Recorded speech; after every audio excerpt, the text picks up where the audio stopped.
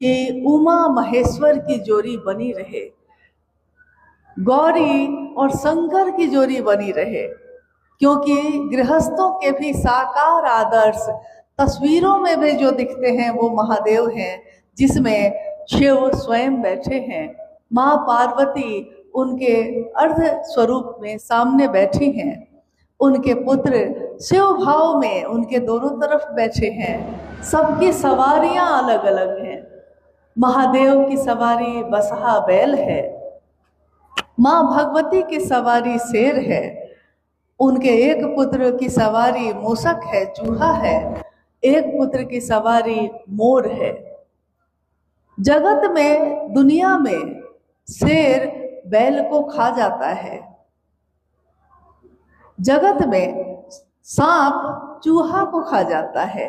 सांप जो शिव के गले में लिपटा हुआ है, उसका स्वभाव है, उसका भोजन है कि वो चूहा को खा जाएगा। मोर देखने में इतना सुंदर है, लेकिन सांप उसका भोजन है, वो सांप को खा जाता है, भोजन है, वो जरूरत है उसकी, उसके बिना वो जीवित ही नहीं रह पाएगा। ऐसा स्वभाव है। लेकिन शिव भाव की जो तस्वीर दिखती है हमको, चित्रित जो तस्वीर है, उससे भी जो हम सीखते हैं, उसमें हम लोगों ने देखा है कि महादेव के परिधि में, महादेव के घेरे में अगर विपरीत स्वभाव के लोग भी अगर उस परिधि में बैठ जाते हैं, जन्मजात एक दूसरे को खा जाने की प्रवृत्ति रखने वाले लोग भी अगर महादेव की परिधि में बैठ जाते हैं, तो महादेव का भाव सबको, विसंगतियों में भी संगति की स्थापना करता है। शिव का एक स्वरूप है जगत गुरु शिव, ज्ञान दाता स्वरूप, ज्ञान देने वाले महादेव, ज्ञान देने वाले महादेव यानी उनका वो स्वरूप जिसमें वो समस्त विश्व को ज्ञान की धारा से भिगा रहे हैं। दया की बारिश हो रही है, गुरु की वाणी की बारिश हो रही है, और सबके मन प्राण भीग रहे हैं उसमें। जगत गुरु शिव की कुर्सी पे महादेव है, लेकिन जगत के लोग, दुनिया के लोग महादेव को अपना गुरु मानेंगे तब ना। महादेव तो गुरु है, हम आप शिष्य ना बनेंगे तो महादेव की दया हमें उतरेगी कहाँ। गुरु तो है, शिष्य भाव होगा तब ना गुरु का भाव उसमें प्रवेश करेगा। पति है, सामने पत्नी होगी तब ना पति का भाव पत्नी भाव को प्रभावित करेगा। माँ है, पुत्र या पुत्री सामने होगा तब ना माँ का भाव पुत्र भाव से या पुत्री के भाव से मिलेगा।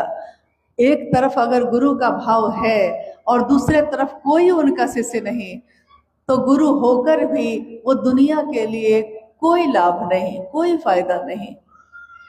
जगत गुरु शिव के इसी स्वरूप से साहब हरिंद्रानंद जी ने दुनिया के लोगों को अवगत कराया। उन्होंने एक आह्वान किया, एक संदेश दिया। ये संदेश उनके मन में जिस तरह से उतरा था, जिस तरह से ये घटा था, उसने उनके मन को समझा दिया था कि अगर यहाँ कोई गुरु सचमुच में है जो आज हमारे मन में फैले अंधेरे को दूर कर सकता है, तो महादेव के सिवा अब कोई नहीं। महादेव की शिष्यता, शिव की शिष्यता एकमात्र उपाय है, इसके सिवा अब कोई उपाय नहीं है। जब चारों तरफ विष ही विष हो, चारों तरफ जहर ही जहर फैला हो, और उसमें कोई अमृत की एक बूंद ले आता है, वो अमृत की एक बूंद इतनी कीमती है उस समय कि उसकी तुलना संसार की किसी भी चीज से नहीं की जा सकती। जब सारे तरफ प्राण लेने की होड़ मची हो और एक कोई आया हो जो प्राण की रक्षा करने वाला हो, तो उस समय उसकी अहमियत, उसका कद, उससे ज्यादा उस समय कुछ भी और जरूरी नहीं होता। हमारे आपके जीवन में जो अंधेरा है, गुरु शब्द से ही उसकी व्याख्या होती है। गुरु यानी अंधेरे से रोशनी की तरफ ले जाने वाले। गुरु जो हमारे मन में आत्मदीपो भव, आत्मा के तल पे खुद का दिया खुद बन जाने की प्रक्रिया, हमारी रोशनी हम खुद बन सके, दूसरे से रोशनी क्या मांगने जाए। ये रोशनी तो हमारे आपके मन में खुद पैदा हो सकती है। आज तक तो ऐसा नहीं हुआ। गुरु आए, सदगुरु आए, शिष्यों की परंपरा भी हुई, लेकिन गुरु और सदगुरुओं की इस लंबी श्रृंखला में कोई ऐसा नहीं रहा जिसने कहा हो कि आप स्वयं भी चल सकते हैं, आपके गुरु स्वयं शिव हो सकते हैं। शिव के शिष्य हुए, शिव के प्रशिष्य हुए, शिव के भक्त हुए। दुनिया ने उनको इतना पूजा कि यहाँ तक कहा कि ये द्वितीय महेश्वर है, ये महेश्वर शिव के रूप है धरती पे, जो चलते हैं, बोलते हैं, सब कुछ महादेव जैसा है। लेकिन उस व्यक्ति ने, उस सत्ता ने भी सबको नहीं कहा कि आप भी ऐसा बन सकते हैं। आप ये क्यों सोचते हैं कि मैं बन गया, आप भी वैसा बन सकते हैं। इसके लिए तरीका क्या है, कैसे इस यात्रा को हम तय करें, कैसे उस महादेव से हमारा जुड़ाव हो। शास्त्रों ने तो लिखा है, जब शिव के अनेक स्वरूपों के बारे में लिखा तो शास्त्रों ने लिखा कि नास्ति सर्व समो देव, कोई देवता शिव जैसा नहीं है। नास्ति सर्व समा गति, संपूर्ण संसार में कोई गति शिव जैसी नहीं है। नास्ति सर्व समो दाने, कोई दानी शिव से बड़ा दानी नहीं है। यहाँ कितना भी दान कोई कर दे, लेकिन शिव जैसा नहीं है।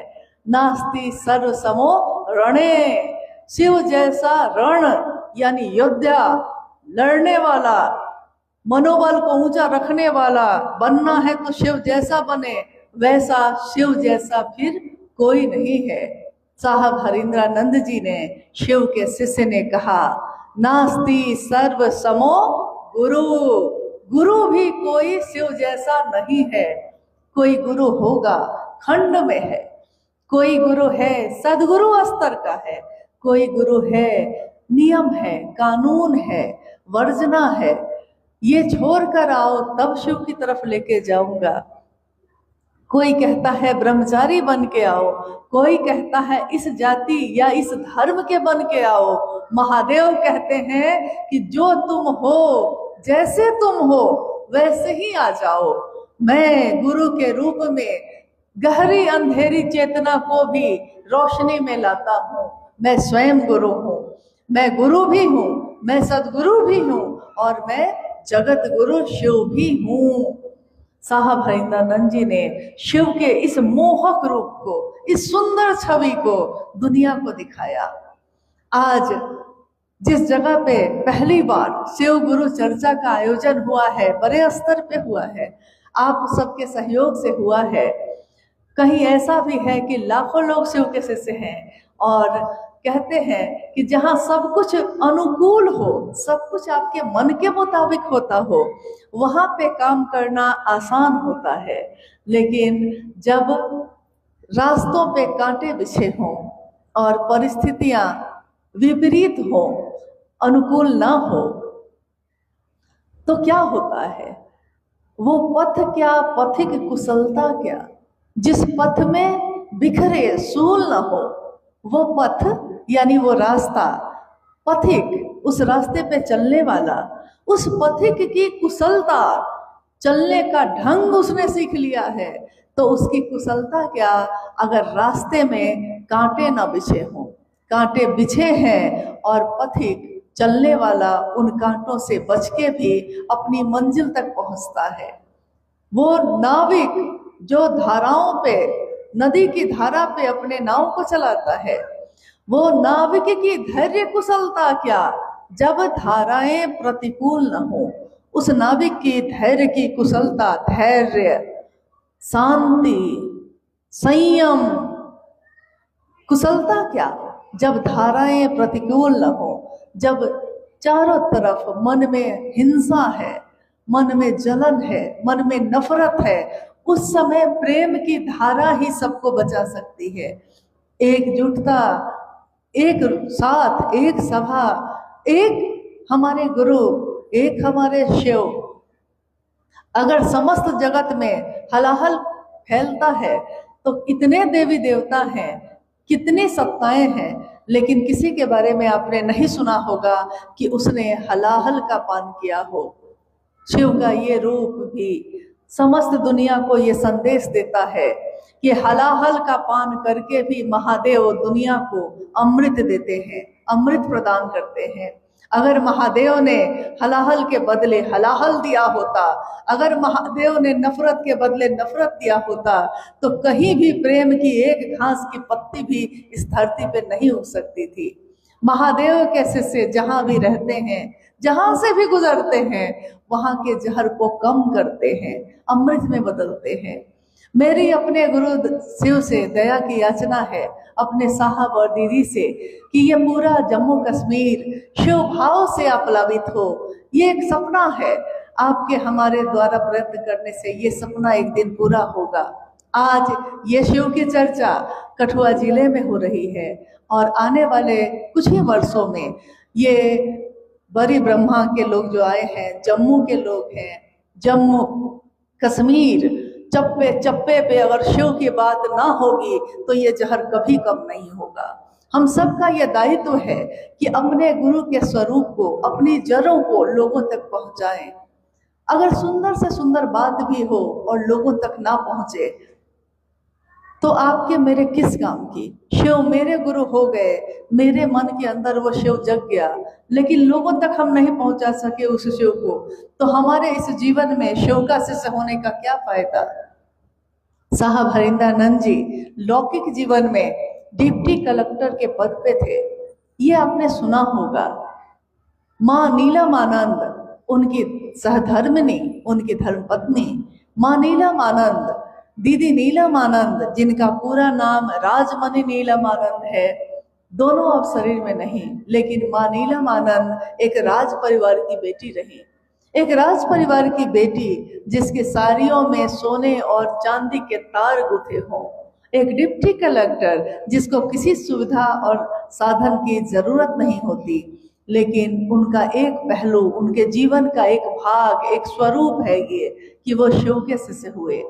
जब वो शिव के शिष्य हुए तो उन्होंने अपने इस रूप से लोगों को मिलाने के लिए, अपने गुरु महादेव से लोगों को मिलाने के लिए अपने डिप्टी कलेक्टर के रूप को पीछे किया, अपने राज परिवार की बेटी होने के रूप को पीछे किया। अगर वो पीछे ना करते, अगर वो हर व्यक्ति से खुद जाकर नहीं मिलते उस समय, तो लोग उनकी बात पे विश्वास नहीं करते। लोग कहते कि ये भी कोई बाबा है, ये भी कोई बड़े गुरु हैं जो सिर्फ आके बोलते हैं और चले जाते हैं, इनमें तो जागरण हुआ है, हम में आप में तो कोई जागरण नहीं हुआ। सच्चा गुरु वही होता है, सच्चा मार्गदर्शक वही होता है जो हमारे मन में फैले सारे अंधेरे को दूर कर दे, जो हमारे मन में कोई संशय बाकी ना रहे। शिव के लिए आदि शंकराचार्य जी ने, जो उस समय केरल के रहने वाले थे, लेकिन अपनी पदयात्रा में पूरे भारत वर्ष का उन्होंने भ्रमण किया। उस भ्रमण में वो उस समय कश्मीर में भी आए। आपने सुना होगा उनके बारे में, आदि शंकराचार्य के श्लोक का एक श्लोक है जिसका अर्थ है कि गुरु युवा है और वो एक वृक्ष के नीचे, बट वृक्ष के नीचे गुरु युवा हैं, बैठे हैं। सामने उनके चारों तरफ उनके शिष्य बैठे हैं। शिष्य वृद्ध हैं, बुजुर्ग हैं, सफेद बाल है उनके। शिष्य वृद्ध हैं, गुरु युवा है।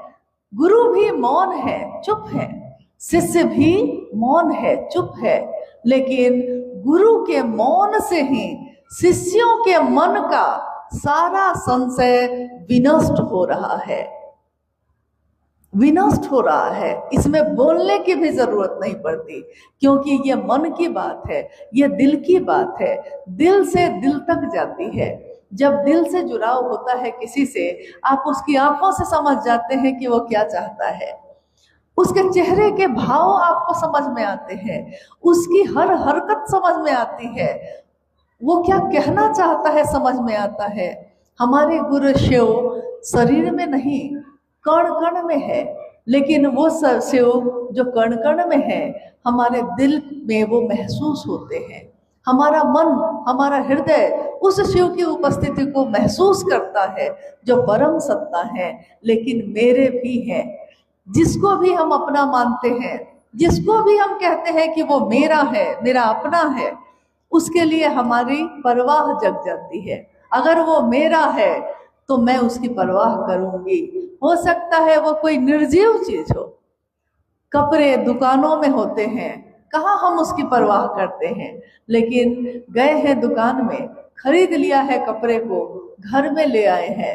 अब वो गमछी अगर फट भी गई है तो वो भी हमारे लिए मेरी अपनी गमछी है वो, क्योंकि मैंने उसको खरीद कर अपने घर में लाने का काम किया है। मैं लेकर आया उसको, मेरा है वो। मैं किसी को विवाह बंधन में बांध के लाया, मेरी पत्नी है वो। उससे पहले तो वो कहीं नहीं थी आपके जीवन में, लेकिन आज जब पत्नी बन गई, मेरी पत्नी, तो वो बीमार हो, रोए तो आंसू आपके निकलते हैं। वो दुख में हो तो दुखी आपका हृदय कहकर होता है। कहते हैं कि जो अपना होता है, चोट लगे तुझको तो दर्द मुझे हो।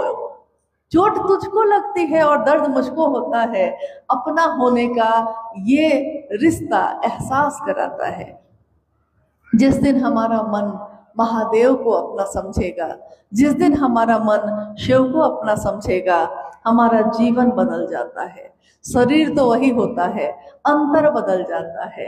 अंदर का जो इंसान है, अंदर की जो चेतना है, वो चेतना बदल जाती है, क्योंकि वो चेतना जो शिव का अंश है, उस दिन शिव से मिलने की बेचैनी उसके अंदर पैदा होती है। हमेशा हम सोचते हैं, चाहते हैं, मन में ये बात आती है कि एक इच्छा की पूर्ति होती है तो दूसरी इच्छा क्यों पैदा हो जाती है। एक सपना पूरा होता है, दूसरा सपना क्यों शुरू हो जाता है। एक काम सोचा है, वो जैसे ही पूरा होता है कोई दूसरा काम मन में आने लगता है। आखिर कब तक हमारे आपके मन में ये रक्त बीज की तरह इच्छाओं की उत्पत्ति होती रहेगी, होती रहेगी। साहब श्री ने कहा कि जिस दिन एक जीव का मन, एक इंसान का मन ये संकल्प लेता है उसके से मिलने का, जो परम सत्ता है, जिस शिव का वो अंश है, जिस दिन वो इच्छा पैदा होती है उसके मन में कि हम शिव से मिलेंगे, उस दिन उसके मन को वो शांति मिलती है जो अतुलनीय होती है। अतुलनीय शांति, शांति शिव की दया के आश्रय में ही मिल सकती है और कहीं नहीं मिल सकती। और हर जगह बेचैनी है, अशांति है, तरफ है, पीड़ा है, लेकिन शिव के शरण में, शिव के आश्रय में हर पीड़ा का शमन है, हर पीड़ा दूर हो जाती है और मन आनंद की स्थिति में होता है। सुख लेते हैं तो दुख लेना पड़ता है, मान लेते हैं तो अपमान भी लेना पड़ता है, लेकिन शिव से मिला आनंद हमारे मन को जब मिलता है तब उस आनंद में सारी तरह की शांति है, सारी तरह की बेचैनी का अंत है। महागुरु महादेव मेरे आपके गुरु हुए, हम उनके शिष्य हुए। संसार में हजारों वर्षों से शिव के गुरु स्वरूप की भी व्याप्ति रही है, लेकिन न जाने क्यों इंसान, जीव उस शिव को अपना गुरु नहीं बना बैठा। शिव का दान दाता स्वरूप जगत में बहुत प्रसिद्ध रहा। दान दाता स्वरूप यानी संतान चाहिए, संपत्ति चाहिए, लोग चाहिए, वैभव चाहिए, इसकी मनौती के लिए, इसकी मनोकामना की पूर्ति के लिए हम महादेव की पूजा करते रहे, महादेव से मिलता भी रहा। लेकिन जैसे ही महादेव से मिलता है फिर हम महादेव को भूल जाते हैं। महादेव का गुरु स्वरूप हमको आपको ये सिखाता है कि महादेव सिखाते हैं कि न्यूनतम व्यवस्था में भी सुखी रहा जा सकता है। संसार में अगर आपके पास सब कुछ भी हो और मन शांत ना हो, मन में सुख ना हो, तो वो मन सुखी नहीं होगा, तो आपके मन को भी, आपके शरीर को भी, आपकी दुनिया को भी दुखी करता ही रहेगा। मन सुखी है तो झोपड़ी में भी नींद आती है, मन सुखी ना हो तो महल में भी नींद की गोली खाने के बाद भी नींद नहीं आती। महादेव से आया ज्ञान हमको आपको मिला है। इन विकट स्थितियों में जहां हम रह रहे हैं आज, समझ में नहीं आता कौन अपना है कौन पराया है, लेकिन महादेव से उतरा ज्ञान हमको सिखाता है कोई यहाँ पराया नहीं है, सब अपने हैं। वसुधैव कुटुंबकम, ये पूरी धरती ही हमारा कुटुंब है, क्योंकि ये धरती महादेव की है।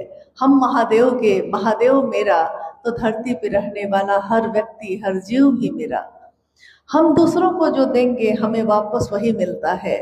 यह जीवन भवसागर एक ऐसा सागर है, एक ऐसा समंदर है जिसमें हम जो डालते हैं हमको वही दुगुना होके वापस आता है।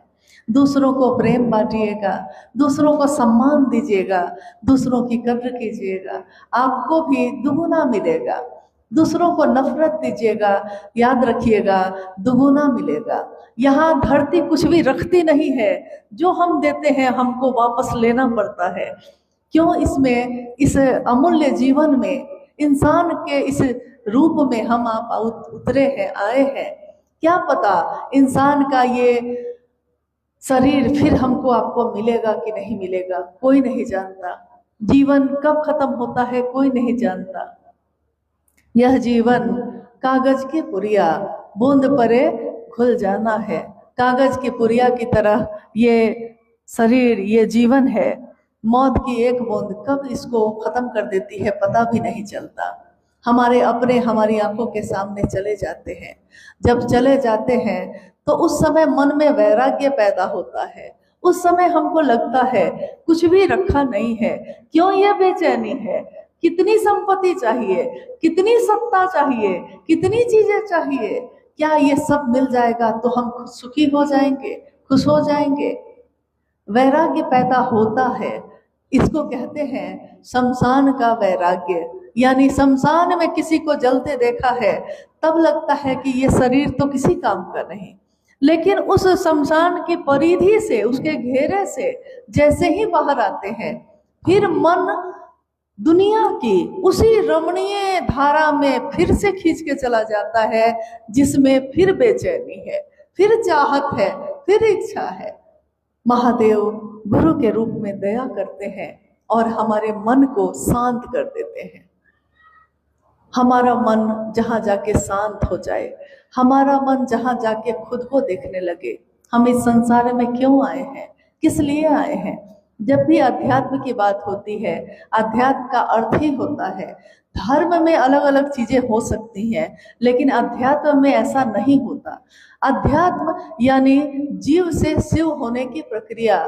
जीव कोई भी हो सकता है, किसी जाति, किसी धर्म, किसी संप्रदाय, किसी वर्ण, पुरुष या स्त्री, अमीर या गरीब, कुरूप या खूबसूरत, शास्त्र ज्ञाता या निरक्षर, जिसने एक अक्षर का भी ज्ञान नहीं लिया है, मन उसका शिव से जुड़ता है। ये चीजें नहीं जुड़ती। हमारे वेशभूषा, हमारे पोशाक, हमारे खान पान, हमारा जीना, हमारे जीने का तरीका महादेव से नहीं जुड़ता। किसी से भी, जिससे भी हम रिश्ता बनाते हैं, हमारा मन उससे जुड़ता है। जिस दिन महादेव से मिलने की इच्छा होगी, हमारा मन ही महादेव से भी मिलेगा। आज यहाँ बैठे हुए, शरीर में बैठे हुए, हम एक कल्पना करते हैं कि हमने अभी सोचा है और हम यहाँ से जम्मू पहुँच जाए। यहाँ से जम्मू पहुँचने में 5-6 घंटे लग सकते हैं शरीर से, वहाँ जाने में 5-6 घंटा, 7 घंटा लग जाएगा, लेकिन मन से पहुँचने में तो सोचा है और पहुँचे हैं। साहब श्री ने कहा, जिस तरह मन से सोचते हैं और उस जगह पे पहुंच जाते हैं, जिस तरह मन में आज सोचा है कि मकान बनाएंगे, घर बनाएंगे, मकान, घर उस दिन आपके मन में बन चुका है। उसी दिन, उसी पल आपने सोच लिया क्या क्या बनाएंगे, क्या क्या होगा उसमें। 2 छोटे घर होंगे, एक रसोई होगी, एक आंगन होगा, एक दरवाजा होगा। ये सारी चीजें आपने अपने मन में उसी समय बना ली हैं, लेकिन उसको धरती पे बनने में थोड़ा समय लगेगा। उसके लिए इच्छा के साथ ज्ञान भी लेना पड़ेगा, ज्ञान के साथ क्रिया भी करनी पड़ेगी। यानी ज्ञान तो ले लिया है, लेकिन काम नहीं करेंगे तो ज्ञान भी बेकार हो जाता है। ज्ञान है, खेती करने का ज्ञान है, लेकिन खेत में जाकर खेती ही नहीं कर रहे हैं तो वो भी बेकार हो गया। गुरु जो देते हैं, कहते हैं गुरु का आदेश सर्वोपरि होता है। गुरु ही शिष्य के जीवन का आधार होते हैं। गुरु जो देते हैं शिष्य के जीवन में, वो सबसे बेशकीमती चीज होती है। लेकिन शिष्य भी तो अलग अलग तरीके के होते हैं। कोई शिष्य ऐसा होता है कि गुरु से जो मिलता है उसको बस अपनी तिजोरी में बंद करके रख लेता है। कोई शिष्य ऐसा भी होता है जो दूसरों में बांटता है।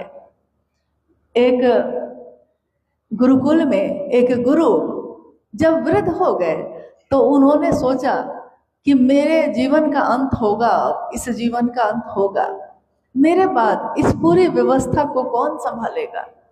तो उन्होंने अपने शिष्यों की परीक्षा लेनी शुरू की। बारी बारी से परीक्षा होती रही और बारी बारी से कुछ उत्तीर्ण हुए, कुछ अनुत्तीर्ण हुए। जो उत्तीर्ण होते होते अंतिम परीक्षा में पहुंचे, उसमें 2 शिष्य बचे। उन 2 शिष्यों को गुरुजी ने बुलाया अपने पास और कहा कि देखो, ये गेहूं के दाने हैं, दोनों पोटली है, 2 पोटली है, इन दोनों पोटली में गेहूं के दाने हैं। तुम मेरे शिष्य हो, मैं गुरु हूं, लेकिन मैं कुछ दिनों के लिए जा रहा हूं बाहर। मेरे नहीं रहने पे इस पूरे आश्रम की व्यवस्था की जिम्मेदारी तुम दोनों पे होगी। लौटूंगा तो जो गेहूं के दाने तुमको दिया है मैंने, जिस तरह दिया है वैसे ही सुरक्षित मुझको वापस चाहिए। कह के गुरु चले गए। कुछ समय के बाद, कुछ महीनों के बाद वो लौटे तो उन्होंने अपने दोनों शिष्यों को बुलाया और पूछा कि जो पोटली मैंने दी थी गेहूं की, कहाँ है वो, वापस लाओ। मेरी चीज थी, मैंने दी थी, रखने को दी थी, संभालने को दी थी, सुरक्षित रखने के लिए कहा था, सुरक्षित वापस लाओ।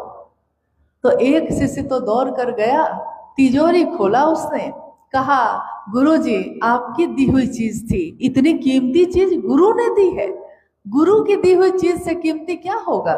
तो मैंने उसको सुरक्षित तिजोरी में रख छोड़ा है। तिजोरी में रख खोलने गया, खोलकर जब निकाला तो देखा कि सारे गेहूं के दाने सड़ चुके थे। गेहूं के दाने अगर तिजोरी में बंद कर दिए जाए तो वो सड़ जाते हैं, उसमें से फिर पौधे नहीं निकलते। उन्होंने दूसरे शिष्य को बुलाया और कहा मैंने तुमको भी तो दिया था, वापस लाओ। उस शिष्य ने कहा गुरुजी अपराध हो गया, भूल हो गई, बहुत बड़ी भूल हो गई। गुरु ने पूछा क्या भूल हो गई। उसने कहा कि मैंने सोचा कि पता नहीं आप कब आएंगे, मैंने देखा था कि गेहूं के दाने रख देने पे सड़ जाते हैं, तो इसको बचाने आपने कहा था कि जब मैं आऊं तो सुरक्षित वापस देना। इसको बचाने का एक ही उपाय था कि मैं इसको खेतों में लगा दूं। तो मैंने आश्रम के पीछे की जमीन पे कुराई की, क्यारियां बनाई और इन गेहूं के दानों को उसमें लगा दिया। गुरु ने कहा मुझको दिखाओ। शिष्य गुरु को लेकर पीछे गया। गुरु ने देखा कि जो चंद दाने थे एक पोटली में, आज पूरे खेत में बालियों में लहलहा रहे हैं। गुरु ने कहा मेरा सच्चा शिष्य तुम ही है, क्योंकि तुम मेरी बातों को हमेशा सुरक्षित रखोगे और इसको बढ़ाओगे, अपने पास रख के सड़ने के लिए नहीं छोड़ोगे। हमारे साहब, हमारे वर्ण्य गुरु भ्राता श्री ने कहा कि महादेव मेरे गुरु हैं, आपके भी हो सकते हैं। ये बात दूसरों तक भी पहुंचाइएगा।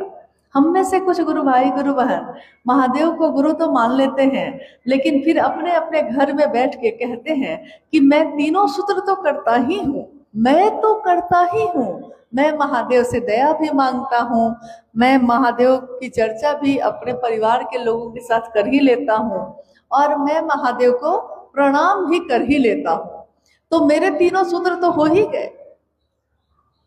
और ये कह के वो कहते हैं कि मैंने गुरु का काम तो कर ही लिया है। क्या दूसरों के पास जाके कहने से ही होगा? और कुछ ऐसे भी होते हैं जो अपनी इसी परिस्थिति में भी निकलकर दूसरों के पास जाकर इस संदेश को सुनाते हैं, कहते हैं कि महादेव को गुरु मानकर देखिए ना। मैं ये नहीं कहता कि मैं कह रहा हूँ इसलिए मानिए, मैं ये कहता हूँ कि करके देखिए। कोई काम करके देखे बिना तो पता नहीं चलेगा कि उसका परिणाम होता है कि नहीं होता है। इसलिए नहीं मानना कि ये मुझको समझाएगा, इसलिए मैं क्यों मानूं, ये सोचकर नहीं मानना। ये तो इंसान का स्वभाव नहीं होना चाहिए। कोई अगर बच्चा भी अगर अच्छी चीज देता है, अच्छा ज्ञान सिखाता है, तो हम उससे सीखते हैं, लेकिन हम चुनते हैं कि हम क्या सीखना चाहते हैं। आज मेरे घर में छोटे छोटे बच्चे मोबाइल के बारे में हर चीज जानते हैं, मैं हर चीज नहीं जानती। जब जब मुझको समझ में नहीं आता है तो उस बच्चे को बुलाकर हम पूछ लेते हैं। बच्चा है मेरे सामने, पैदा हुआ है मेरे सामने, लेकिन मुझको मोबाइल चलाने का अगर कुछ ज्ञान नहीं है तो हम उसमें अपनी तौहीन नहीं समझते, हम उसको बुलाकर उससे सीख लेते हैं।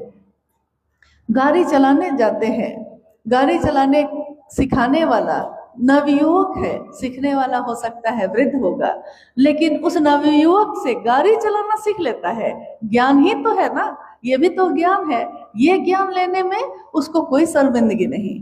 लेकिन कोई अगर कहता है मैंने शिव को गुरु माना है, आप भी मान लीजिए भैया, आप भी मान लीजिए दीदी, तब वो कहता है तुम बताओगे मुझको, तुम बताओगे, ये ज्ञान तुम दोगे मुझको।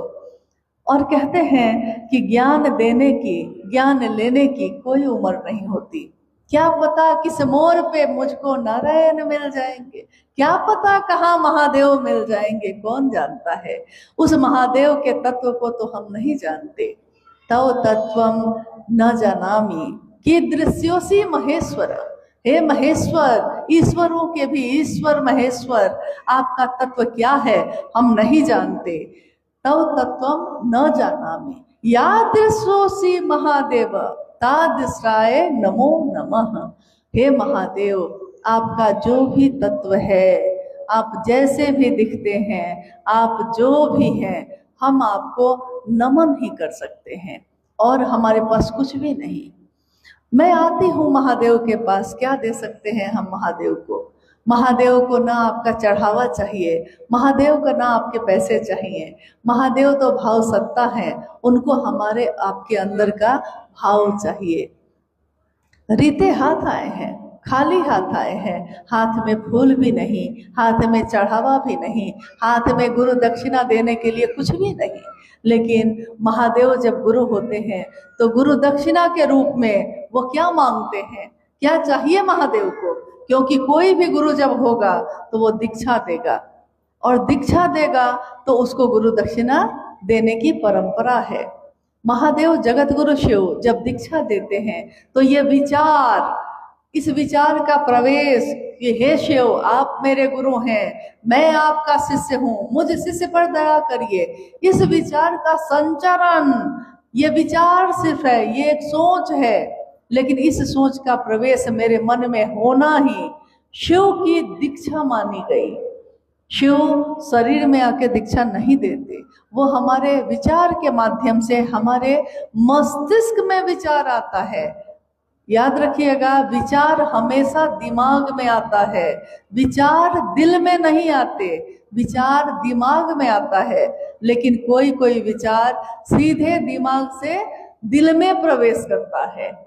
सोचा और अपना माना, सोचा है लेकिन सोचा और तत्क्षण अपना मान लिया है, दिल में प्रवेश हो गया। ये विचार एक दिन गहरे होते जाते हैं। ये विचार कि वो मेरा दोस्त है एक दिन इतना गहरा होता है कि उसी मित्र के लिए हम जान की बाजी भी लगा देते हैं। मित्र है वो, लेकिन दो जिस्म एक जान बन जाते हैं। कभी विचार में था, भाव इतने गहरे हुए, और भाव भी गहरे होते होते प्रेम में बन गए, प्रेम भी गहरा होता है तो भक्ति बनती है, और शिव भक्ति का चरमोत्कर्ष है। उस शिव से मिलने के लिए क्या हमको भक्ति करनी होगी? क्योंकि भक्ति तो नहीं हो रही, साधना करना होगा, उपासना करना होगा, मंत्रों का जप करना होगा। आज के मानव के लिए ये सारी चीजें करना बहुत कठिन है, कठिन है, बहुत मुश्किल है। शांत जगह पे जाके महादेव की साधना करना शायद आसान है। चारों तरफ शांति छाई है तो मन को शांत कर रहे हैं, योग कर रहे हैं, योग से साधना, योग साधना से शिव से एकमेक होने की कोशिश कर रहे हैं। लेकिन जब चारों तरफ परेशानी हो, बच्चों के शोरगुल से माहौल गूंज रहा हो, घर भी याद आता है, रोटी भी याद आती है, व्यापार भी याद आता है, नौकरी भी याद आती है, उस परिस्थिति में भी अगर हमारे मन को महादेव याद आते हैं, इससे बड़ी साधना, इससे बड़ी उपासना और इससे बड़ा मंत्रों का जप का परिणाम और कुछ भी नहीं हो सकता। मंत्रों का जप हम क्यों करते हैं? जिस देवी से मिलना चाहते हैं, जिस देवता से मिलना चाहते हैं, हम उसके मंत्र का जप करना शुरू करते हैं। मंत्रों का निरंतर जप, यानी बार बार दोहरा रहे हैं, बार बार दोहरा रहे हैं, इसके लिए कि उस महादेव से या उस माँ दुर्गा से या जिसकी भी आप पूजा करते हैं, जो भी आपका इष्ट हो, उससे हमारा मन मिल जाए। इसके लिए हम मंत्रों का जप करते हैं। लेकिन उस मंत्र का अगर अर्थ मालूम ना हो, मंत्र है, अर्थ मालूम ना हो, अगर यहाँ की भाषा में कोई मुझसे बात करे, कोई जम्मू कश्मीर की भाषा में मुझसे बात करे और मुझको वो भाषा नहीं आती, तो भाषा सुनाई तो देगी मुझको, लेकिन समझ में उसका अर्थ नहीं आएगा। जब अर्थ समझ में नहीं आएगा तो हम उस शब्द के कहने के भाव को भी नहीं समझ सकेंगे। शिव पे बहुत सारे मंत्र हैं, संस्कृत में है। संस्कृत अगर किसी को नहीं आती तो अर्थ नहीं समझेगा, अर्थ नहीं समझेगा तो उसके चैतन्य से नहीं मिलेगा। ये 3 सूत्र जो साहब के द्वारा निरूपित हैं, इन 3 सूत्रों के द्वारा हर जीव शिव से अपने मन को एकमेक कर सकता है। ये विधा है, ये तरीका है। महादेव जगत गुरु शिव की कुर्सी पे बैठे हैं। जगत है, लेकिन उस जगत गुरु शिव से मिला कैसे जाता है? शिष्य बनने की विधा क्या है, क्या तरीका है, कैसे मिलेंगे हम? आज तक किसी ने ये तरीका नहीं बताया था। लेकिन 3 सूत्रों का ये माध्यम, जिसमें हम पहले सूत्र में कहते हैं, हे शिव आप मेरे गुरु हैं, मैं आपका शिष्य हूँ, मुझ शिष्य पर दया कर दीजिए। दूसरे सूत्र में हम शिव की चर्चा करते हैं, शिव की चर्चा सुनते हैं। चर्चा करना यानी जिसकी बात हम सबसे ज्यादा करते हैं, हमारा मन उसी को याद करने लगता है। उस महादेव को हमारा मन प्रणाम करता है। प्रणाम हाथ जोड़कर तो हम बहुत लोगों को करते हैं, लेकिन हमारा मन हर व्यक्ति को प्रणाम नहीं करता। हम पैर छूकर, पांव छूकर बहुत लोगों को प्रणाम करते हैं, लेकिन हमारा मन उसके पांव पे नहीं झुकता।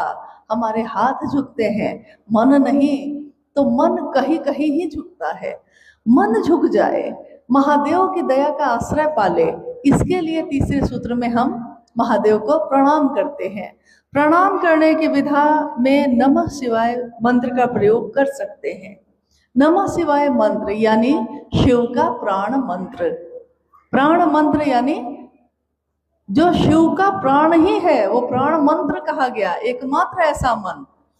और उसी मंत्र पे हम शिव को प्रणाम करते हैं। पहला सूत्र करना भक्ति की अभिव्यक्ति मानी गई। दूसरा सूत्र करना, दूसरे सूत्र में जो हम शिव की चर्चा करते हैं, ध्यान की अनुपम विधा कही गई। ध्यान की अनुपम विधा यानी उस शिव पे मेरा ध्यान रुक जाए, ठहर जाए। कैसे ठहरे, कैसे रुके? कितना भी शोरगुल हो रहा हो, अगर कोई शिव की चर्चा कर रहा है, उसका ध्यान महादेव पे ना टिकेगा, वो बोल ही नहीं सकता। अगर महादेव के घेरे में वो नहीं होगा, वो बोल ही नहीं सकेगा। अगर महादेव के घेरे में उसका मन नहीं होगा, हम यहाँ बैठे हैं, आप यहाँ बैठे हैं, बात हो रही है, लेकिन आपके मन में वो प्रवेश नहीं करेगा। अगर आपका मन यहाँ नहीं है शरीर यहाँ है और मन कहीं और है अगर, तो कितनी भी अच्छी बात होगी मन में प्रवेश नहीं करेगा। तो शिव का भाव ग्रहण करने के लिए मन ही एक साधन है। मन के साधन के सिवा यहाँ और कुछ भी नहीं। हमारे बुजुर्गों ने, हमारे पूर्वजों ने कहा भी है, कितने गीत, कितने श्लोक है मन पे। तेरा मन दर्पण कहलाए। मन आपका क्या है? दर्पण है, जो दिखाता है। एक अपराधी भी अगर अपराध करता है ना, उसको मालूम होता है कि वो अपराध कर रहा है, उसको पता है कि उसने गलत किया है, उसका मन उसको बताता है, लेकिन वो अपने मन की आवाज को दबा देता है। उसका मन उसको बताता है ये सही है, ये अच्छा काम किया। आप अपने दैनिक जीवन के काम से समझ सकते हैं ये क्रिया कैसे काम करती है। हमारे दैनिक काम, जिसमें आप सड़क पे खड़े होइए, सड़क पे जा रहे हैं, आपने देखा है कि कोई वृद्ध सड़क पार करने के लिए खड़े हैं। आपने देखा, स्वाभाविक है आपके मन में ये लगा कि कोई बुजुर्ग आदमी है, सड़क पार नहीं कर पा रहे हैं, तो क्यों नहीं मैं पार करा दूं। आप उसको जानते नहीं हैं, बस देखा है, और देखकर आपके मन ने ये विचार किया, आपने इस विचार पे तुरंत काम कर लिया, हाथ पकड़ा, सड़क पार करा दी, फिर उनको छोड़ दिया और आप अपनी फैक्ट्री चले गए। लेकिन आप याद कीजिए तो उस दिन आपका मन फैक्ट्री के लोहे का काम करते हुए भी खुश है, आनंदित है, क्योंकि आपने छोटी सी मदद की है किसी की। इतनी सी मदद, थोड़ा सा कुछ किया है दूसरों के लिए, किया है दूसरे के लिए, और मन आनंदित है मेरा। पूरे दिन हम खुश रहते हैं। और अगर ठीक इसके विपरीत जा रहे हैं, धक्का लग गया है, 4 गालियां आपने दे दी हैं किसी को, 4 अपशब्द कह दिए हैं, फिर आप आगे बढ़ गए, आप आगे बढ़ गए, लेकिन आपने जो गालियां दी किसी को, आपने जो नफरत दी किसी को, फिर उस नफरत ने आपको पूरे दिन खिन्न करके रख दिया। पूरा दिन आपका मन घोर रहता है और आप समझ भी नहीं पाते कि क्यों घोर है, क्यों दुखी हूं मैं। आज इस कार्यक्रम में हम आप जो आए हैं, यही अनुरोध लेकर आए हैं, महादेव से बड़ा कोई गुरु नहीं, नास्ति सर्व समो गुरु। महादेव जैसा कोई गुरु नहीं। सत्यम शिवम सुंदरम, सत्य उसके जैसा कोई नहीं, उसका सत्य नहीं बदलता। शिवम जो सुंदर है, शिव जो सुंदर है, उसकी सुंदरता का क्षय नहीं होता। तो जब सुंदर और सत्य और मोहक और ज्ञानदाता के रूप में शिव स्वयं है, हम क्यों नहीं उनको अपना गुरु मानते। और अगर हमने उनको अपना गुरु मान लिया है, हमने भगवान शिव को अपना गुरु मान लिया है, हम इस बात को दूसरों तक क्यों नहीं पहुंचाते। क्योंकि हर दूसरी बात तो दूसरों तक पहुंचाते हैं हम।